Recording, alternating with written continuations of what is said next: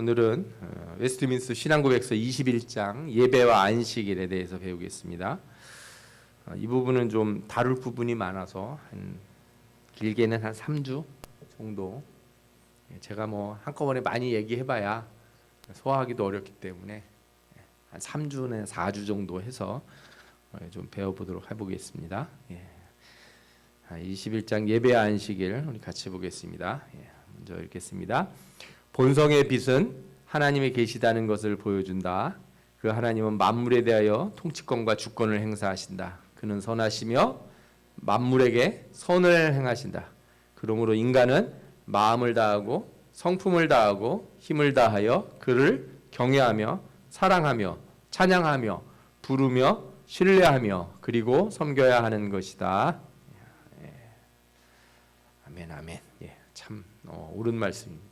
모든 인간에게는 이렇게 하나님이 계시다는 어떤 세상 사람들 표현을 하면 종교성 같은 게 다 안에 내재되어 있거든요. 그런 것을 그냥 신이 있긴 있는가 보다 이렇게 해서 끝나면 안 돼요. 적극적으로 어떻게 해야 돼요?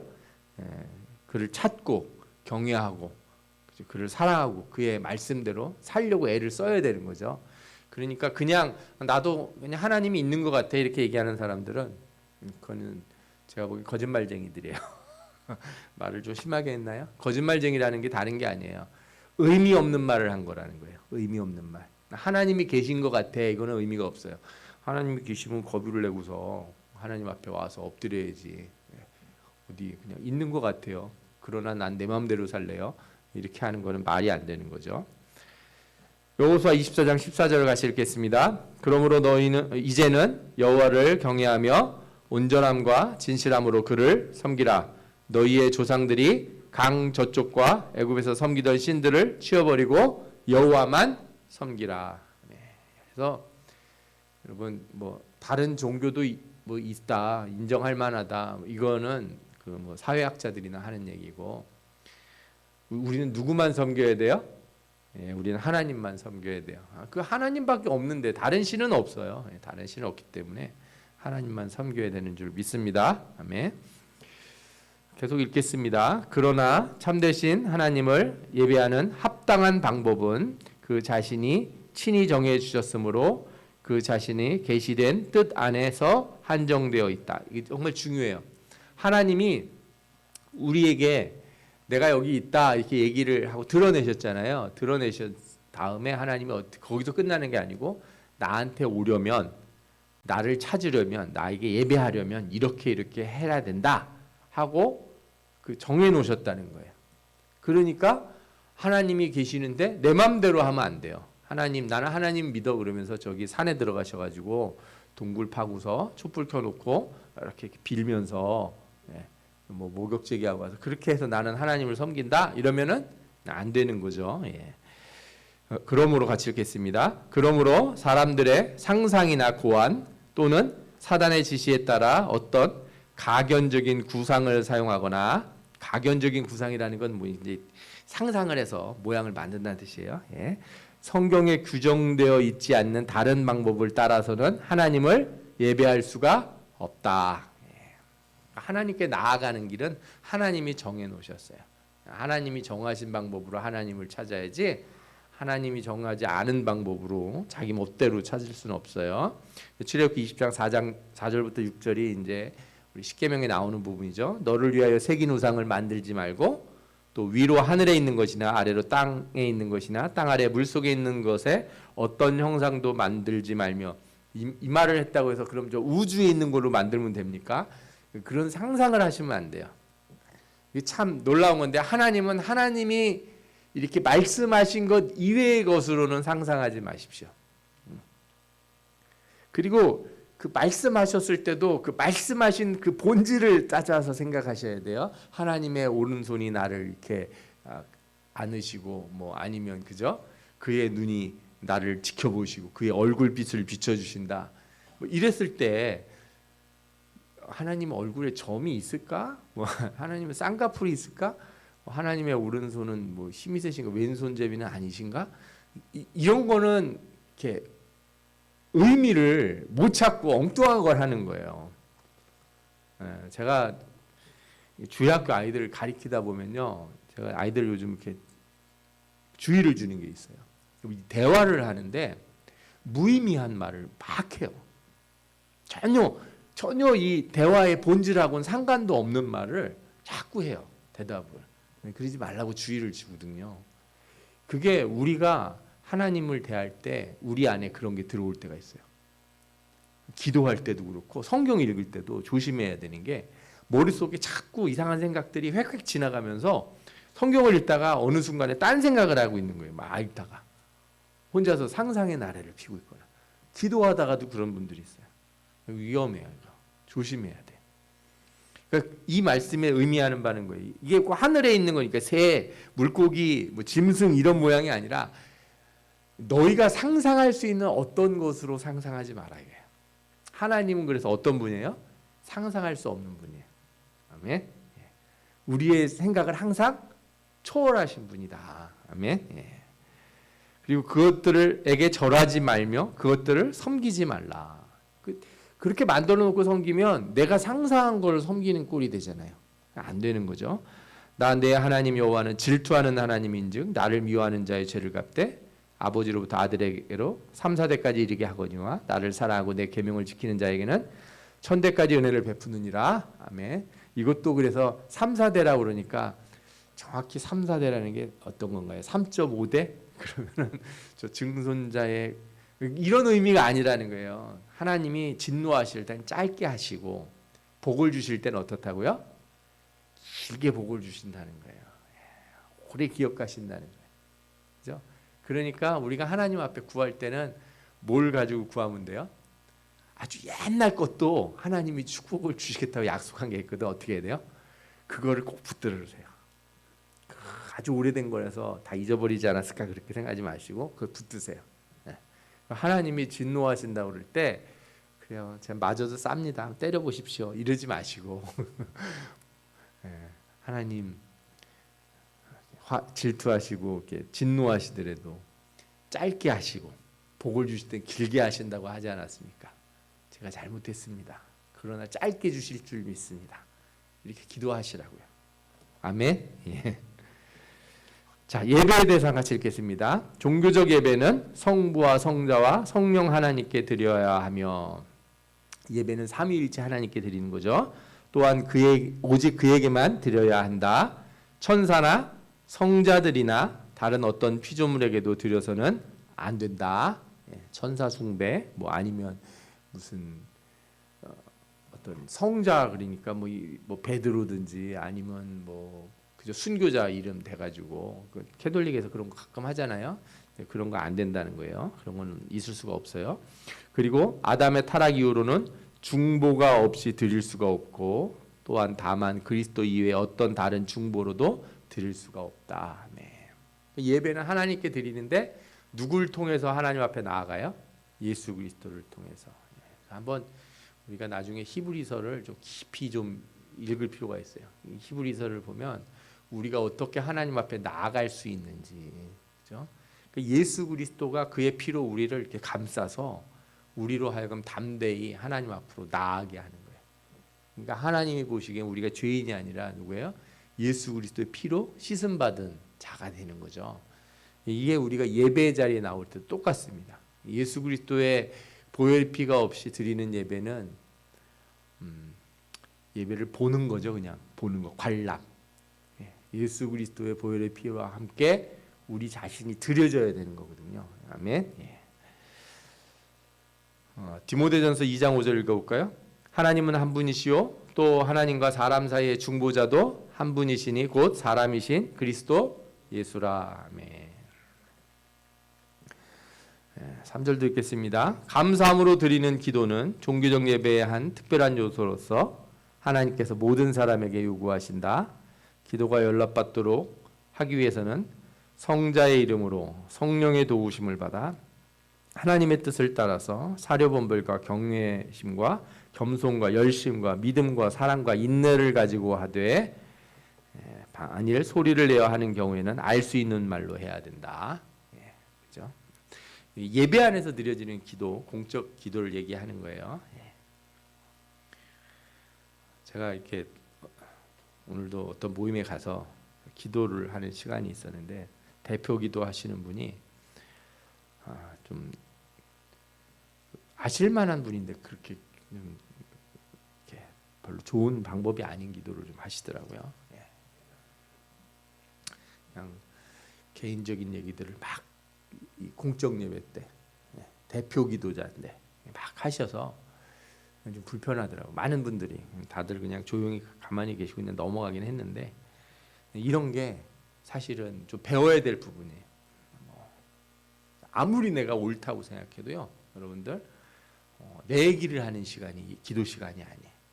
기도는 하나님 앞에 이 모든 사람을 대신해서 그죠? 예배를 대표해서 내가 기도를 하는 거잖아요. 하나님 앞에. 그러니까 교회를 놓고 기도를 하는 거고, 그죠? 예. 그 무게감을 좀 가지고 해야겠죠. 항상 조심해야 되는 거예요. 예. 그 한국말로 기도해야 된다. 이것도 고린도서 14장 14절 나오지 않습니까? 내가 만일 방언으로 기도하면 나의 영이 기도하거니와 나의 마음은 열매를 맺지 못하리라. 예. 방언으로 이 공적 예배 때 요즘은 뭐 방언하시는 분들 워낙에 좀 줄어서 그 정도로 은혜가 넘치는 분도 많지 않아서 그런 일은 드문데 그럴 수는 없는 거고. 그 다음에 로마서 8장 26절 같이 읽어볼까요? 이와 같이 성령도 우리의 연약함을 도우시나니 우리는 마땅히 기도할 바를 알지 못하나 오직 성령이 말할 수 없는 탄식으로 우리를 위하여 친히 간구하시느니라. 그러니까 이제 예배라고 하는 것 자체가 예배 안에 모든 요소들이 마찬가지인데 성령이 역사하시는 대로 모두가 순종을 해야죠. 대표 기도를 하시는 분들은 뭐 예전 같았으면 어떤 교회들은 금요일 날 이렇게 금식도 시키고 그죠? 미리 기도문도 다 써오라고 그래서 목사님이 검토하고 뭐 이렇게 예배 공적 예배를 드리도록 했다는 거예요. 왜냐하면 앞서 말씀드린 것처럼 예배에서 자기 얘기를 막 하거나 자기 어떤 성향을 막 드러내거나 이런 게 그렇게 바람직하지 않기 때문에 그렇죠? 여러분들이 공적 예배에 기도를 맡으셨을 때는 이게 그냥 습관적으로 하는 게 아니고 하나님 앞에 내가 정말 준비해서 기도해야겠다 이런 자세를 가지고 좀 기도하시고 준비해서 예배 기도자로서 쓰시기를 부탁드리겠습니다. 아멘. 4절을 읽겠습니다. 시작. 기도는 합당한 것들과 모든 종류의 생존하는 사람들이나 장차 생존하게 될 자들을 위해서 하되 죽은 자들이나 사망에 이르는 죄를 지은 것으로 알려진 자들을 위해서는 하지 말 것이다. 이런 기도는 우리에게는 별로 이렇게 와닿지는 않는 것 같은데 당시에 이제 예배 중에 우리가 뭐 장례 예배 같은 것도 있고 그잖아요. 여러 가지들이 있어요. 그리고 지금은 여러분들이 쉽게 죽을 수 있는 시대는 아니에요. 왜냐하면 병에 걸려도 이렇게 뭐 암 진단도 빨리빨리 하고 수술도 하고 또 방사성 치료 같은 것도 잘 되고 뭐 이래서 생존율이 높지 않습니까? 그런데 이제 웨스트민스터 신앙고백서 써지던 당시에는 영아 사망률 되게 높았습니다. 아이들이 금방금방 죽고 그랬어요. 그러니까 부모들이 교회에 이렇게 와서 나의 죽은 아이를 위해서 기도해 달라고 하는 일도 꽤 많았어요. 이건 뭐 로마 캐톨릭도 마찬가지고. 툭하면 전쟁이 나고 또 반란이 뭐 왕하고 싸우고 그러느라고 사람들 죽는 거는 일도 아니었거든요. 그리고 위생이 얼마나 나빴는지 여러분들이 아셔야 되는 것 중에 하나가 우리가 상하수도 시설 있잖아요. 이게 얼마나 중요한 건지 몰라요. 그래서 예전에 프랑스 같은 데서는 이렇게 화장실이 없으니까 귀찮으니까 요강에다가 이를 보고 그걸 창문 밖으로 막 버렸다는 거예요. 그 길바닥에 냄새가 아주 지독하고 막 그런 용변들이 있고 그래서 하이힐을 신고 다닌 거예요. 힐 왜? 안 밟으려고. 그러니 얼마나 이 위생이 나빴던 시절인지 뭐 사람들이 그렇게 잘 죽어요. 그래서 그때 관념이 없어서 이 바이러스나 병균에 의해서 사람이 죽는다는 걸 알게 된 것도 이게 그렇게 오래된 일이 아닙니다. 그러니까 사람들이 이 죽은 자들을 위해서 기도하는 문제가 심각한 문제였어요. 교회에서 성경적으로 보면 아닌 건 아닌데 이걸 또 막 얘기하면은 얼마나 상처를 받아요. 그죠? 예. 또 공부하고 배우고 그런 사람들만 사는 세상이 아니었으니까. 이런 문제들이 있어서 이런 것들을 이제 가리키기 위해서 신앙 고백서에 정의를 잘 해놓은 거죠. 예. 그러나 이제 이 뭐 예를 들어 영아 사망이라든지 이런 문제에 대해서는 우리가 그렇다고 단정지어서 얘기하시면 또 안 돼요. 그거는 우리가 그럴 필요가 전혀 없고 그게 신학적으로 무슨 의미를 갖는지 그런 주장을 강하게 한다고 해서 무슨 도움이 되는지 잘 모르겠어요. 굳이 그럴 이유는 없다. 예. 그냥 하나님의 뜻이 거기에 있다. 이렇게 얘기를 하고 하나님께서 하나님의 섭리대로 그 기쁘신 뜻대로 영혼들을 받으실 것이다. 이렇게 얘기하는 게 가장 좋은 방법일 거예요. 그죠? 예. 요한일서 5장 16절 읽어보겠습니다. 시작. 누구든지 형제가 사망에 이르지 아니하는 죄 범하는 것을 보거든 구하라. 그리하면 사망에 이르지 아니하는 범죄자들을 위하여 그에게 생명을 주시리라. 사망에 이르는 죄가 있으니 이에 관하여 나는 구하라 하지 않노라. 사망에 이르는 죄가 뭔지는 이제 정확하게 표현을 안 했는데 우리가 성경에 몇 가지가 나오죠. 예, 뭐 배교를 한다든지 뭐 이런 것들이 있는데 사실 그것도 저는 딱 규정을 하고 싶지 않아요. 성령을 거부하는 죄, 성령을 거역하는 죄, 뭐 성령을 거역하는 죄라는 게 너무 포괄적일 수가 있어요. 우리도 때때로 하나님이 나의 마음에 너 저쪽 저 사람 가는데 길 가는 사람 붙들고 기도해라, 전도해라 그러는데 쑥스러워가지고 그냥 갈 때 있잖아요. 그럼 그것도 성령을 거부하는 게 되는 거예요. 근데 성령을 거부하는 자는 사하심을 받지 못한다. 그렇게 막 아무렇게나 막 표현하면 안 되는 거예요. 그것도 성경을 잘 보면 그게 무슨 뜻인지 잘 알 수 있거든요. 그러니까 여러분들 성경에서 이런 말씀하는 거 있잖아요. 구원에서 떨어질 수 있다. 이거는 협박도 아니고 그런 걸 신경 쓰지 말라는 거예요. 하나님 백성은 그런 자리 가지 말라. 이렇게 벽을 선을 거는 거니까 그러면 어떻게 돼요? 이런 거 묻지 마세요. 안 넘어가면 돼. 그죠? 예. 저기 지뢰밭이 있는데 꼭 저기 가면 어떻게 돼요? 밟으면 어떻게 되나? 그거 왜 물어봐요? 물어보기는. 안 가면 되지. 예? 제가 목사님 뭐 도둑질하다가 이렇게 하거나 아니면 뭐 살인자는 그러면 천국에 못 가나요? 안 하면 되지. 왜 그런 걸 물어보냐고요. 뭐 자살에 대해서 물어보고서 자살한 사람은 천국에 못 갑니까? 그거 왜 물어보냐고 그거를. 안 하면 되지. 남이 한 것 때문에 그 신경 쓰지 마세요. 하나님이 아까 뭐라 그랬어요? 하나님이 그 정하신 뜻대로 다 알아서 하실 거예요. 하나님 말씀을 대할 때 그런 식으로 뭐라 그럴까요? 논쟁이나 하려고 말씀들을 찾지 마시고 그 성경이 우리에게 가르치시는 그 본질을 따라가셔야 돼요. 나한테 요구하는 게 뭔지를. 5절 듣겠습니다. 경건한 마음으로 성경을 읽는 것과 흠없는 설교와 하나님께 순종하여 사료 분별과 믿음과 경외심을 가지고 하나님 말씀을 정성껏 듣는 것과 마음의 은혜로 시편을 노래하는 것과 그리스도께서 정하신 성례를 합당하게 집행하고 가볍게 받는 것은 하나님께 드리는 통상적인 종교적 예배의 모든 요소들이다. 이따가도 이제 얘기를 드릴 텐데 예배의 가장 중요한 것 중에 하나가 성경을 읽는 거예요. 그리고 찬양을 하는 거. 이게 되게 중요한 요소예요. 설교도 당연히 중요하죠. 듣는 건데. 그런데 설교는 성경을 설교자가 설명해 주는 거잖아요. 성경을 읽는 거는 어떤 거예요? 내가 직접적으로 하나님 말씀을 읽는 거잖아요. 그러니까 저는 뭐라고 말씀드리냐면은 어떤 게 더 직접적이냐 그러면 내가 성경을 내 입으로 읽는 게 훨씬 더 직접적이다 이렇게 말씀드리고 싶어요.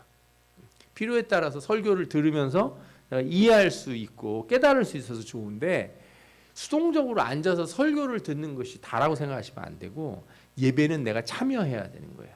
예배에 참여라는 건 찬양을 내가 내 입으로 하고 성경을 내 입으로 읽고 그죠? 내 입으로 기도하고 내 몸을 움직여서 내 감각을 통해서 하나님 앞에 온전한 예배를 드리려고 하는 것 이게 되게 중요하다는 거죠. 사도행전 15장 21절 보면 이는 예로부터 각성에서 모세를 전하는 자가 있어 안식일마다 회당에서 그 글을 읽음이라 하더라 그랬어요. 그 회당 예배가 옛날에 있었는데 초대교회 시절에 그 주로 뭘 했냐? 회당에서 성경을 읽었다는 거예요. 성경을 읽고 그다음 랍비가 나와서 설명을 하는 거예요. 이 성경의 말씀의 뜻이 무엇인지. 예수님도 바리새파의 랍비와 같은 위치니까 성경을 딱 읽고 이사야서를 읽고 어떻게 하셨어요? 설교를 하신 거 아니에요? 그리고 바울도 가서 그렇게 했고, 그래서 이게 우리 예배에 다 포함되어 있다는 거죠. 그다음에 야고보서 1장 22절, 너희는 말씀을 행하는 자가 되고 듣기만 하여 자신을 속이는 자가 되지 말라. 듣기만 한다는 얘기가 뭐예요? 이렇게 수동적으로만 잊지 말라는 거예요. 그냥 듣고 끝내는 거 안 돼요. 말씀을 내가 읽고 듣고 그 다음에 그게 내 몸에 들어와 나를 움직이도록 해야 되는 것, 이게 중요한 거죠. 또 골로새서 3장 16절에도 보면 시와 찬송과 신령한 노래를 부르며 하는 말씀이 있어요. 그러니까 이 당시에도 벌써 찬송을 불렀다는 거예요. 찬송을 불렀다는 거죠.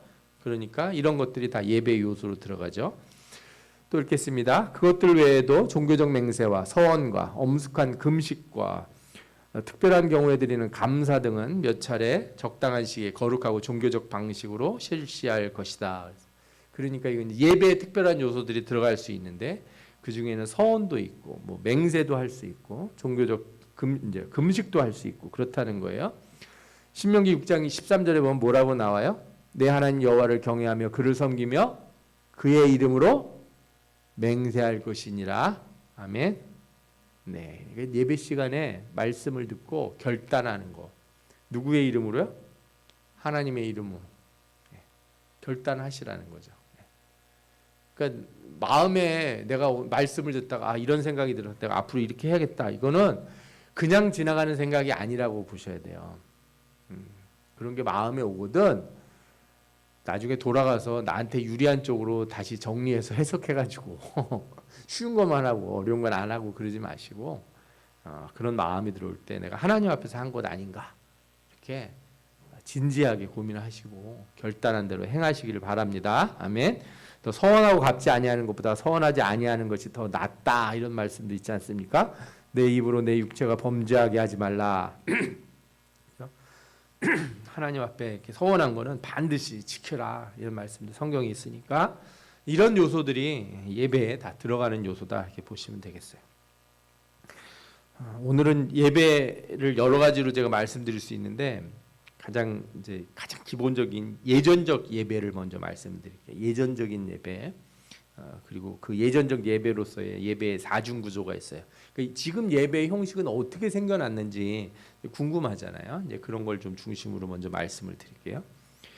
먼저 예배의 일반성과 특수성을 먼저 설명을 좀 드리고 싶은데, 우리는 인간은 연약하고 유한하니까 영원하고 안전한 존재에 대한 경외와 참여를 꿈꾸는 종교심을 다 가지고 있다는 거죠. 그래서 모든 종교에 다 예배 의식이 있어요. 예배라고 하는 의식 자체는 이 종교 의식은 기독교만 있는 게 아니잖아요. 그러나 참된 예배는 창조주이신 하나님을 만나는 인격적 관계 안에서 이루어진다는 거죠. 우리는 예배가 어떤 거냐 하면 저 멀리 있는 분한테 전보를 치는 게 아니고 인격적인 하나님과 만남이에요. 하나님과 인격적 만남. 아멘.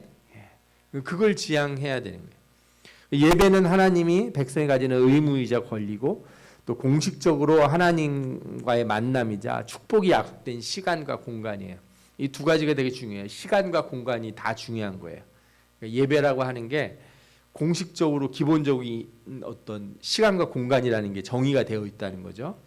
그래서 보편적으로 드려지는 공적 예배들, 우리 교회 안에서는 지금 주일날 드리는 예배들, 그리고 수요 예배 이런 공적 예배들이 있잖아요. 이 예배는 개인적이고 특수한 상황에서 드려지는 예배로 대체될 수 있는 건 아니에요. 그러니까 내가 개인적으로 나는 오늘 수요일인데 내가 집에서 혼자서 예배를 드렸기 때문에 오늘 굳이 공적 예배에 나갈 필요가 없다.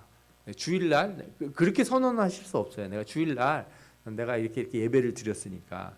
어떤 분들은 토요일날 예배를 드리고 주일날 좀 놀러 가면 안 될까요? 뭐 이런 경우, 그죠? 예. 뭐 예배를 아침에 교회에 좀 한 7시쯤 예배가 있었으면 좋겠다는 거예요. 일부 예배가. 왜 그러냐? 빨리 예배 드리고 이제 골프 치러 가려고 그러는데. 예. 아침에 짧게 예배를 딱 드려주시면 감사하겠다고. 공적 예배하고 개인적이고 특수한 상황에서 드리는 예배들이 있죠. 저도 군대에 있을 때 훈련을 나갔는데 비상에 걸려서 주일날 예배를 드릴 수가 없어요. 새벽같이 출동을 했기 때문에. 그래서 그냥 산 한복판에 총 들고 있는데 어떻게 해요? 그래서 뭐 중대장한테 얘기를 하고 그 병사들 몇 명 예배 드리고 싶어하는 병사들을 모아가지고 그죠? 저하고 같이 기도하고 그냥 말씀 한 장 읽고 그렇게 예배를 드렸어요. 그런 특수한 예배가 있을 수 있어요. 예. 그렇다고 내가 그렇게 했다고 부대에 복귀해가지고 예배가 있는데 안 가면 안 가도 된다고 이렇게 생각할 필요는 없다는 거예요. 공적 예배가 있으니까 좀 다른 거예요. 그래서 사적이고 특수한 상황에서 드리는 예배도 하나님 받으시지만 보편적으로 공적 예배를 귀하게 여기는 자들에게 그런 것도 또 다 중요하고 의미 있게 여겨진다. 이걸 꼭 아시기 바랍니다. 그리고 이제 구약에서는 제사가 있었는데 제사는 우리 예배의 원형이라고 할 수 있죠. 그러나 히브리서에 나온 대로 예수 그리스도가 대제사장이자 참된 속죄물로서 모든 제사를 폐하시고 신자는 그를 힘입어 성소 안으로 담대히 들어갈 수 있어요. 하나님의 보좌 앞으로 나아갈 수 있는 힘을 얻은 거죠. 예.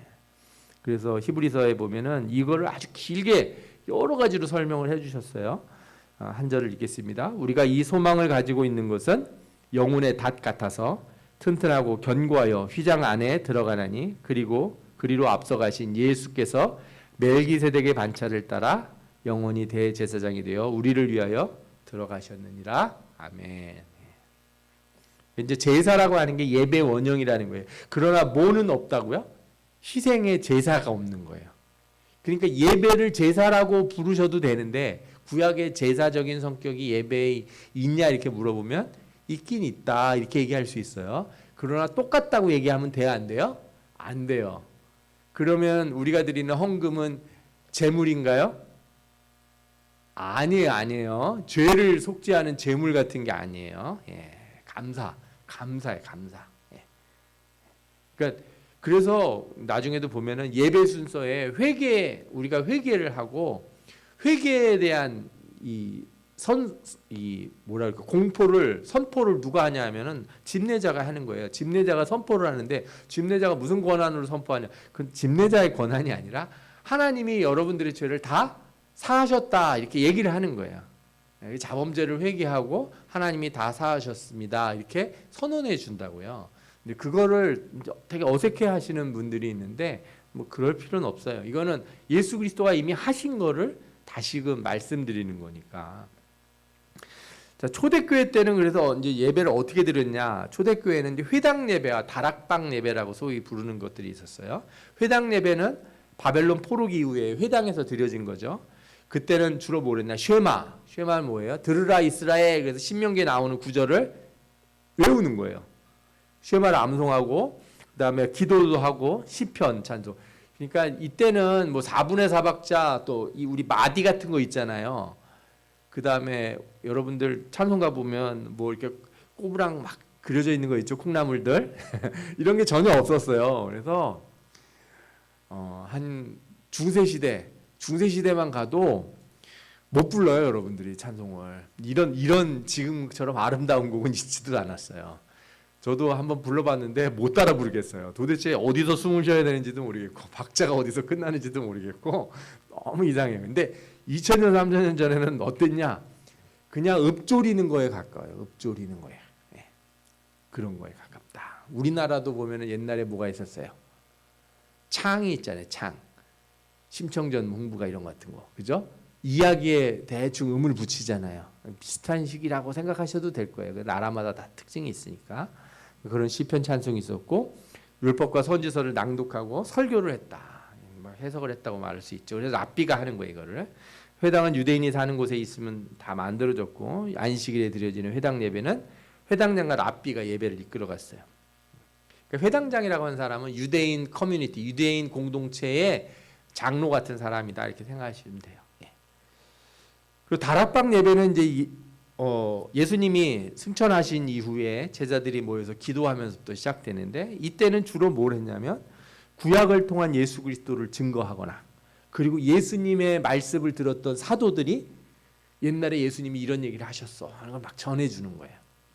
그리고 같이 예수님이 이제 빵을 띄고 잔을 나눈 이 식사를 같이 하면서, 그래서 이제 이런 시간들이 좀 길어지기도 하고 그러는데, 사도행전을 보면 사도 바울이 다락방에서 막 이렇게 설교하고 그러는데 창가 틀에서 꾸벅꾸벅 졸다가 떨어져 죽은 사람이 있지 않습니까? 예. 근데 그런 시간들이 다 뭐예요? 다락방 예배 원형이라고 할 수 있는 거예요. 그래서 이 시기에는 안식일 날 회당에서 예배도 드리지만, 안식 후 다음 날 우리 주일날 예배 드리는 이 시간, 안식일이 토요일이니까요. 그 주일날 예배가 점점 생겨나기 시작했고, 또 예배라고 하는 날짜나 이런 형태가 아주 명확하지는 않았어요. 그러다가 이 두 가지가 합쳐지면서 2세기 정도에 점차 예배 형식을 갖춰져요. 디다케라고 하는 문서가 있는데 이 예배의 원형들이 여기 좀 나와요. 2세기 중엽부터 이제 어떤 일이 생겨, 예배가 합쳐지면서 밥을 먹는 시간과 성만찬을 분리해요. 우리가 고린도전서에 나온 것처럼 밥 먹고 막 포도주 많이 마셔가지고 막 취하고 막 이러니까, 그래서 밥 먹는 시간은 밥 먹는 시간이고 성찬은 이렇게 예전적으로 바뀌게 되죠. 기도 예물을 드리는 감사의 시간이 생겨나고, 또 성찬 말씀은 항상 있었죠. 근데 예물 드리는 것도 우리가 사도행전에 보면은 구제를 위해서 헌금을 드렸던 기록들이 나오지 않습니까? 고린도 후서에서 나오고, 그래서 초기부터 이 헌금을 드렸던 기록들이 있어요. 또 다양한 형태의 기도문이 나오고 찬송 형태로 변화되기도 해요.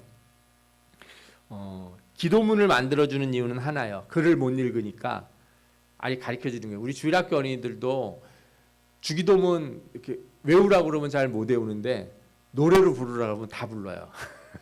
노래로는 다 부르고 그냥은 못 외우죠. 사람들이 이렇게 곡을 붙여가지고 기도들을 할 수 있도록 도와주는 거죠. 그리고 중세를 거치면서 이제 예배 형식이 이제 구체화되기 시작해요. 그리고 이제 예배 시작과 끝에서 교인들이 인사하고 결단하는 일들이 나타나는데, 왜냐하면 초기에 주일날 만나거나 이렇게 예배 때 만나는 건 어떤 느낌이냐 하면 살아있다는 거예요. 저 사람이 안 잡혀가고, 박해 때 같은 경우는 특히나 그랬겠죠. 예, 몰래 만났으니까. 그리고 예배 끝나고 헤어질 땐 뭐예요? 우리 천국에서 만납시다. 꼭 잘 버티고 조심해서 생활하시고 이렇게 얘기를 해야 되는 상황들이 있지 않습니까? 그래서 예배에 성찬과 말씀이 가운데 있고, 이 임내와 파송이라고 하는 예배의 형식 구조가 이제 생겨나기 시작을 했다는 거예요. 그래서 이제 예배 예전성이 막 강화되면서 기도문, 찬송, 복식이 규격화가 되기 시작해요. 집례자들 옷도 다 이제 정하고 가운도 있고, 그죠? 성직자들의 옷들 나오죠. 그다음 기도문도 책으로 만들어지고 찬송도 만들어지고, 그리고 카톨릭은 오랫동안 라틴어로만 또 예배를 드렸죠. 예배 형식이 이제 예배 신학이라는 거하고 연결이 되고, 이 대형 교회들 성당이죠. 옛날에는 그 성당의 모습도 다 신학이 있어요. 네, 여러분들이 그 유럽 같은 데 가서 보시면 그 옛날 성당들은 십자 모양으로 이렇게 돼 있는 거 아십니까? 이렇게 십자 모양으로. 네. 위에서 딱 내려다보면 십자 모양이에요. 이렇게. 네. 그리고 안에 구조들도 다 있고 그 각 공간마다 갖는 의미들이 있어요. 네. 그게 이제 예배 신학이라고 하는 게 생겨나기 시작을 해요. 안타깝게도 한국의 교회는 이게 이제 미국 영향을 좀 받았는데, 미국 그 부흥 시기에 영향을 좀 받아서 그런 부분들이 좀 많이 간과됐다, 이렇게 좀 얘기할 수도 있어요. 그리고 로마 카톨릭은 이제 예배를 제사로, 성직자를 제사장으로 대비를 해요. 그래서 아예 성직자들과 평신도 사이를 가르는데, 평신도란 말도 캐톨릭에서 나온 말이에요. 별로 좋은 말은 아니에요. 뭐 신자면 신자 이렇게 부르지, 누구는 평신도는 또 뭐예요, 그죠? 그리고 찬송도요, 아무나 부르는 거 아니에요. 그 미사 때 요즘은 이제 부르지만 옛날에는 안 불렀어요. 찬송은 누구만 불러요? 성가대만 부르는 거예요. 찬송 부르는 것은 권한이 있어야 돼요. 그리고 예배 찬송들을 모아서 그레고리안 성가라고 하는 걸 만들어서 예배 찬송들이 정형화되기 시작하고, 기도문도 정형화되고 기도서가 만들어져요. 지금도 그래서 성공회라든지 많은 교회들은 기도문을 책으로 가지고 있어요. 감리교 같은 데도 그런 영향이 있는지 기도문을 이제 목사님들이 나눠주더라고요. 성도들 보고 그걸 읽으라고 차라리. 뭐 그것도 좋은 방법 중에 하나인 것 같아요.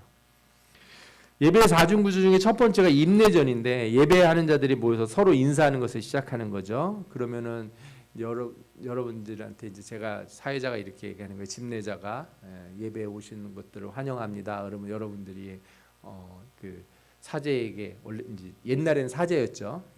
목사님에게 하나님의 은총이 있기를, 그러면 저도 여러분들에게 성도들에게 하나님의 축복이 있기를 원합니다. 이렇게 서로 이제 응답을 하는 형태들이 있는 거예요.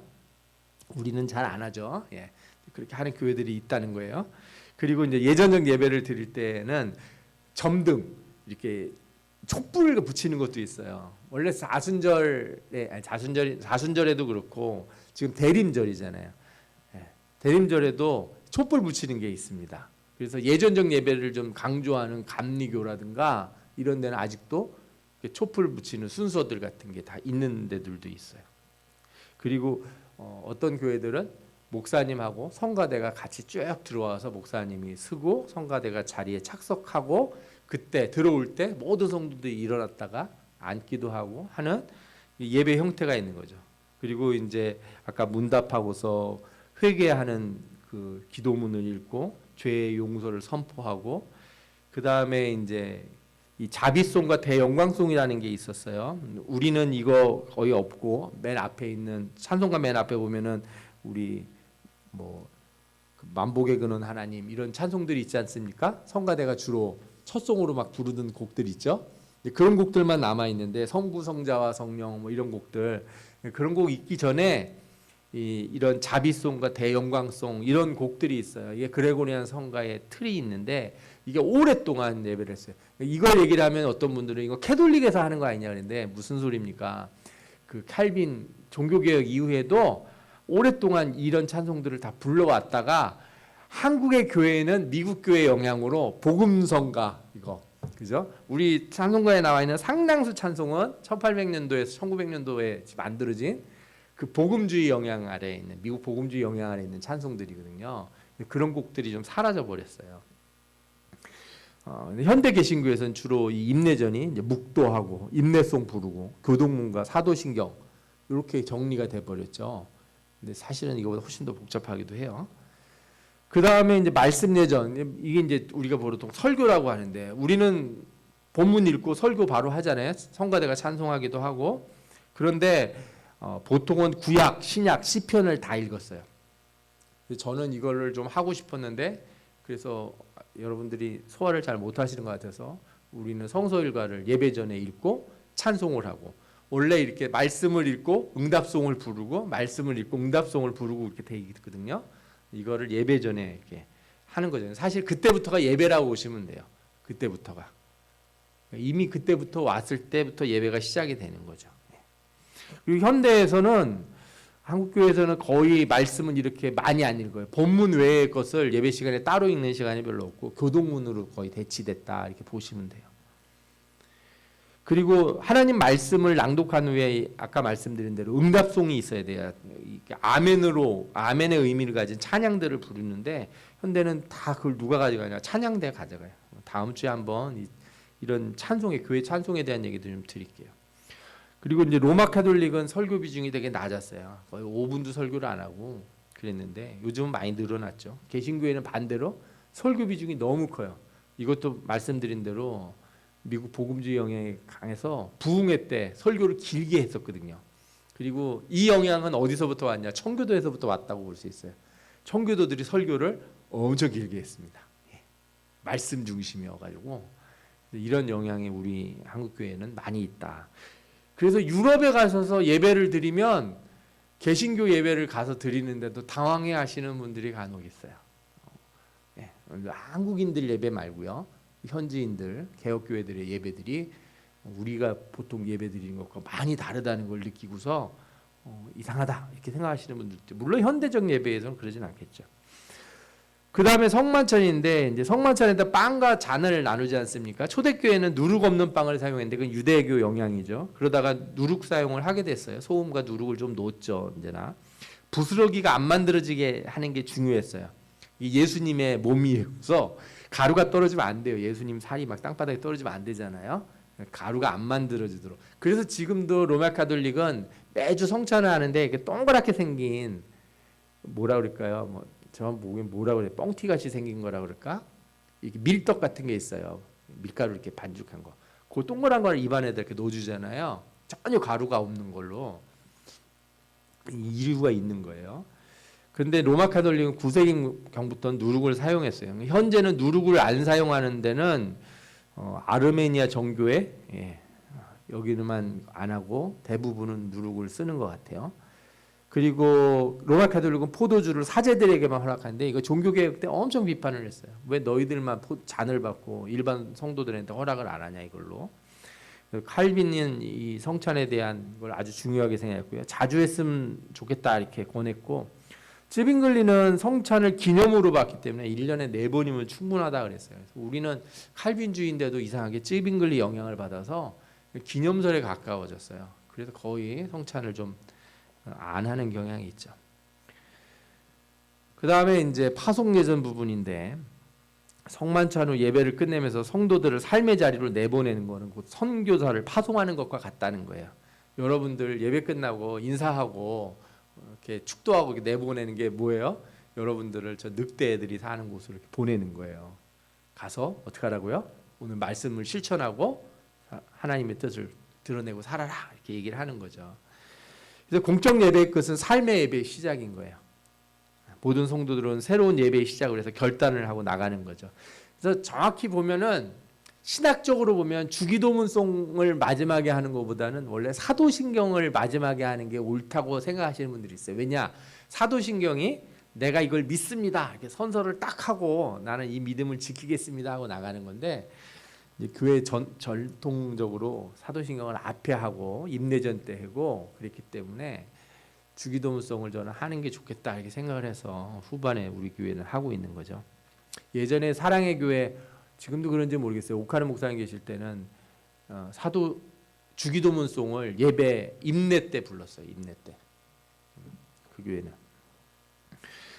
그리고 축도는 이제 삶의 현장으로 선교사들을 내보내는 마음으로 하나님 삼위일체 하나님이 함께 하실 거라고 확신시켜주고 하나님 나라에 완전히 이루어질 소망을 심어주기 위해서 이렇게 하는 것이다 이렇게 말씀드릴 수 있어요. 칼빈이 종교개혁을 한 다음에 로마 가톨릭의 제사적인 예배 형식을 거부하고 예배 형식을 새롭게 제안을 하고 그랬는데, 성찬이 포함되거나 성찬이 없는 말씀 예전만의 예배를 이제 시도했어요. 그러니까 그 전까지는 예배에는 반드시 뭐가 있어야 돼요?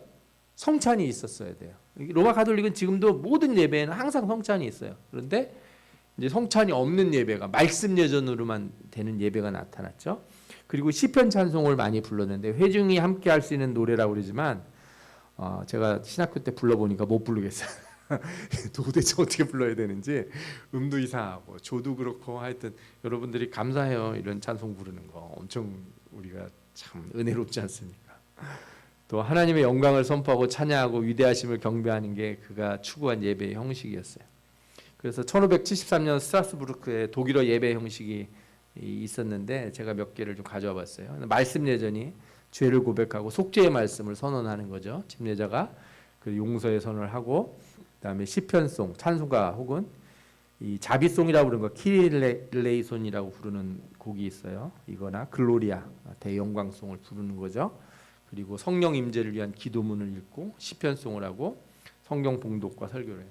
여러분들 지금도 1시간 예배 드리는 거 힘들죠? 당시에 예배는 2시간이 훨씬 넘었어요. 기본적으로 2시간, 3시간 넘는 거는 뭐 보통이었어요. 그리고 그 시간 동안에 상당수 교회에서는 서서 예배를 드렸어야 돼요. 그 귀족들이나 장의자에 앉아서 예배를 드리지 일반 성도들은 이렇게 서서 들었어요. 서서. 얼마나 감사해요. 따뜻한 교회에서 이렇게 예배 드리는 거. 그리고 이제 성례전 같은 경우에 헌금이 들어있죠. 그래서 여러분들 우리 예배 시간에 헌금은 도대체 그러면 말씀 예전에 들어가는가 성찬에 들어가냐 그러면 형식적으로 보면 성찬에 들어간다고 봐야 돼요. 헌금을 하고 성찬 준비를 하고 이때 사도신경송을 불렀다는 거예요. 중보기도와 성찬기도를 하고 그 다음에 성찬 제정사 성체 분할과 분변과 분잔을 하죠. 성체 분할이라는 건 뭐냐면 떡과 잔에 기도를 해서 하나님의 영이 임하시기를 구하는 기도를 하는 거예요. 로마 카톨릭에서는 그렇게 기도하는 순간 이게 뭐가 되는 거예요? 진짜 하나님의 예수 그리스도의 살과 피가 되는 거예요. 이때부터 흘리면 큰일 나요. 큰일 나요. 그래서 이렇게 남으면 어떻게 했냐면은 지금도 로마 카톨릭 가면은 이 뒤에 이 제단 뒤에 보면 이렇게 상자 냉장고 비슷한 게 있어요. 그게 뭐냐 하면은 남은 거 저장하는 공간이에요. 거기다 이렇게 놓아야 돼요. 막 버리고 그러면 안 돼요. 큰일 나는 거지. 예수님 살을 어디다 버려요?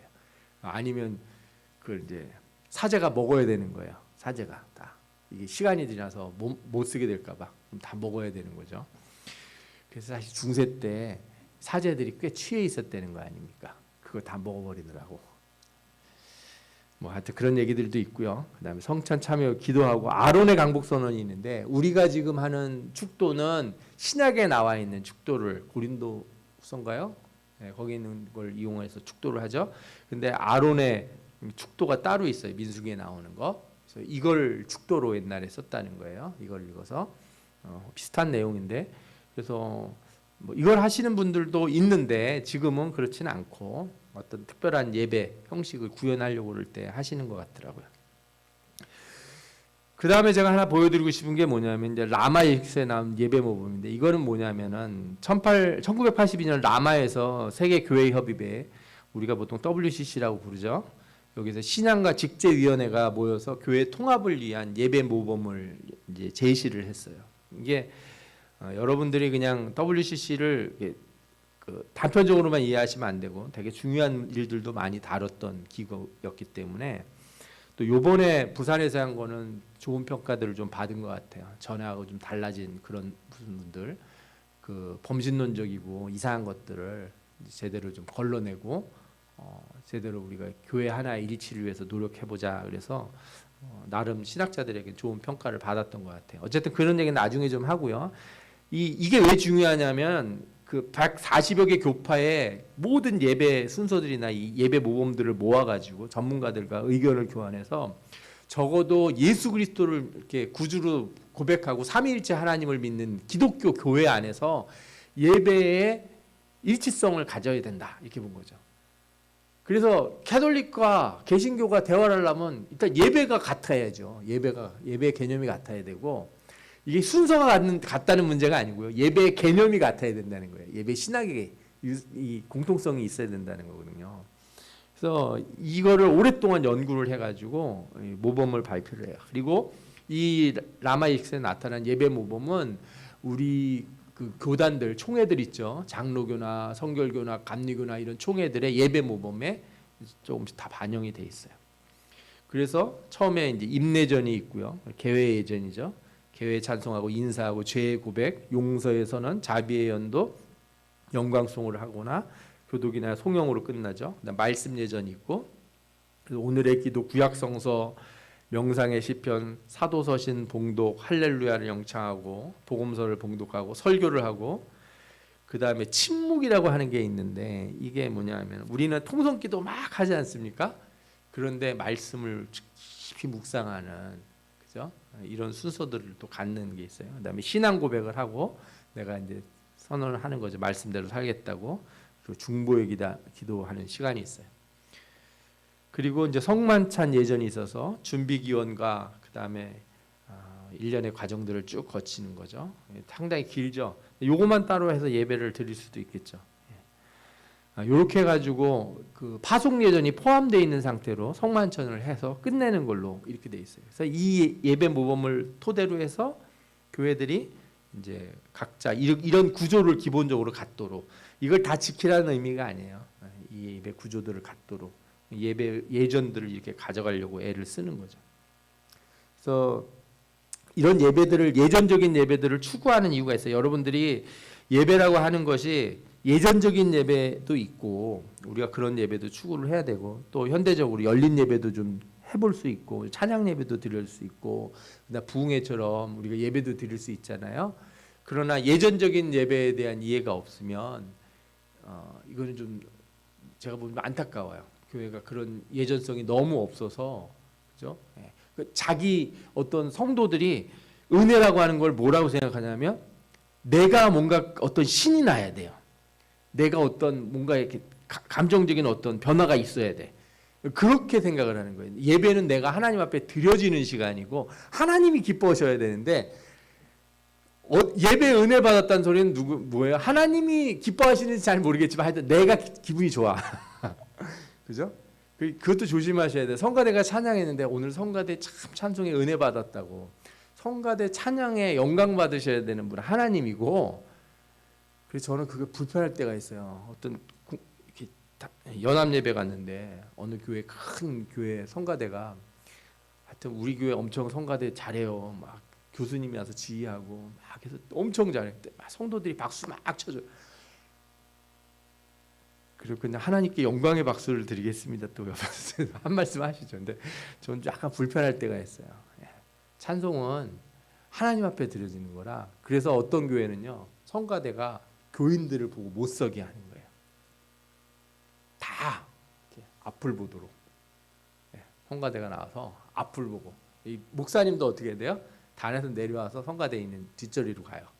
성가대가 맨 앞에서 이게 전면을 향해서 찬양을 하고 목사님은 다시 올라와서 단에 올라가고 성가대는 자리에 앉는 거예요. 그러니까 앉는 자리에서 이렇게 성도들을 향해서 부르지 않고 반대로 하는 거죠. 제가 보기에는 그 교회는 이 예배 신학에 대한 그 목회자의 뭔가 좀 관심이 좀 있다, 이렇게 제가 볼 수가 있어요. 우리도 그런 거 정도는 다 알고, 그죠? 예배 시간에 특송하는 사람을 위해서 박수 치시지 마시고 하나님께 영광이 되도록 해야겠죠. 마지막으로 예배 속에 구원의 약속과 소망이 있다는 거. 예배는 세상 속에서 하나님의 나라를 이루기 위해 싸우는 자들이 안식의 시간이자 축복의 시간이에요. 그러니까 바깥에서 하나님의 말씀대로 살려고 애쓴 자들이 돌아왔을 때 하나님이 주시는 복의 시간이거든요. 그들을 위로하고. 그래서 선교의 자리에서 돌아온 자들을 축복하고 다시 나갈 수 있도록 말씀과 성찬을 통해서 힘을 주는 거예요. 삶의 예배 자리로 돌아가라. 삶의 예배라는 건 뭐예요, 여러분? 죄와 싸우는 것이에요. 진리와 공의와 빛을 드러내는 거죠. 어떤 분이 저한테 신앙이 뭐냐고, 말씀대로 살아내는 거 아니에요. 말씀대로 살아내는 거는요, 사람들한테 가서 선을 행하는 게 다가 아니에요. 말씀대로 산다는 건 죄와 싸우는 거예요. 죄와 싸우지 않고 동네 사람들한테 칭찬받는 게 그게 말씀대로 사는 거라고 생각하시면 그거는 한 30점밖에 안 돼요. 신자에게 있어서 가장 중요한 선교의 첫 번째 목적지는 자기 자신이에요. 자기 자신과 싸우지 못한 사람은 다른 사람에게 복음 전하기가 너무 어려운 거예요. 왠지 아세요?